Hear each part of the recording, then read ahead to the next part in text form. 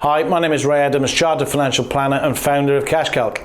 I'm just doing a short video today, guys, to give you an update on what new functionality we've added in Q1 of 2022. So behind the scenes, we've been working on quite a few things, so I'm just going to give you a summary of some of the highlights. Not everything, but the main things which I think you're going to love. Very first thing you'll see when you actually either add a client or search for an existing client is that we've got increased functionality when you search for an existing client, i.e. filtering. And you'll see that we've now got colorful tags. So you can attach a particular tag to a client, and then you can search and say, give me everybody with these tags. Let me give you an example. So if you've got a client who is a pension client and invested in a particular investment strategy from a particular provider, when you've put those clients into CashCalc, you can add two different tags for them. Then at some point, you can just go in and say, give me all of my clients who are pension holders in these particular funds.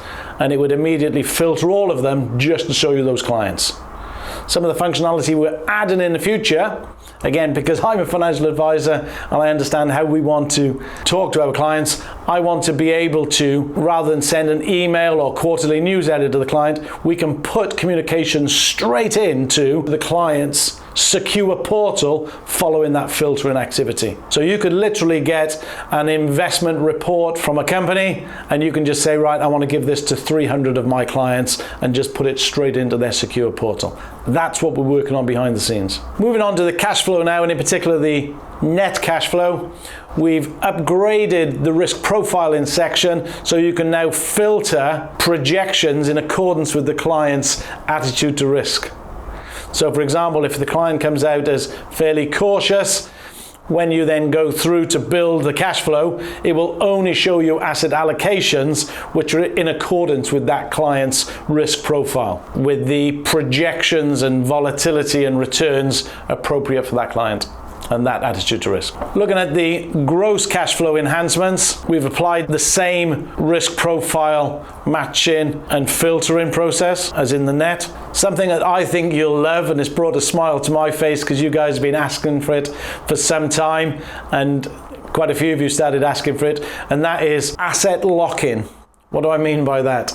So at the moment we've got savings pots, and those savings pots can be dipped into as the client's spending needs more money over and above guaranteed income sources.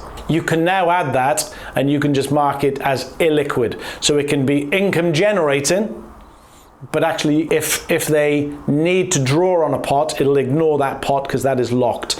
So you could do it, for example, for an emergency fund. So you could add an emergency fund into their savings pots and say, well, actually, we never ever want to dip into that. You can add a buy-to-let, or you could just add some other form of investment, which you're saying, well, look, we're never going to spend that until this point in time in the future. We're happy to produce an income from it, but we don't want to dip into it. So I think that's a great bit of functionality we've added there, which we call asset lock-in. Stress testing, which has always been in the net cash flow. When we launched the beta version of the gross cash flow, didn't have quite as much functionality built, but behind the scenes we've built that now, and we've added quite a bit of stress testing functionality within the gross cash flow. And again, another thing I think you guys will love, because I love it too, and that's the ability to very, very quickly filter the on-off of expenditure, which is split into essential, lifestyle, and discretionary. So for example, if a client has got a cash flow and they're going to run out of money based on all of their spending needs, you could very quickly go in and say, how about if we just remove your discretionary expenditure, and it'll immediately rerun it and recalculate it and see what the draw on the client's assets are to see whether they run out of money just based on spending, essential, and lifestyle.